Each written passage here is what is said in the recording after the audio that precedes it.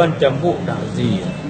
Kalau cambuk di penjara lebih baik cambuk di kamar tidur aja. Jangan ketahuan nanti orang HAM. Kalau takut ke HAM lebih baik cambuk di rumah saja. Itu kalau memang takut sama orang HAM.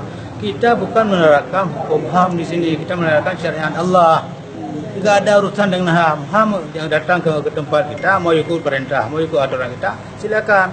Kalau nggak mau ikut aturan kita di sini, keluar, jangan masuk ke Aceh. Kita nggak ada urusan dengan HAM itu.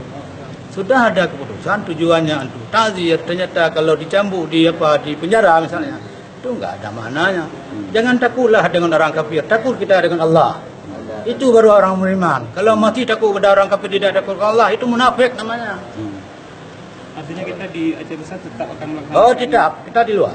Apapun masalah nanti kita harus buat cambuk untuk memberi peringatan bagi orang lain. Jangan takut ke HAM, takut ini. Yang kita takut itakullah, enggak ada itakul HAM. Ya, Ada. Secara aturan agama memang secara di panggung terbuka ya, Pak? Ya harus takzir. Kalau hukum agama yang hakiki, bagaimana cara rajam juga di depan umum. Datang hari ini, bagaimana cara ambil kisah di masjid, kisah di Mekah. Dipotong tangan di depan umum, bukan dalam kelumbu.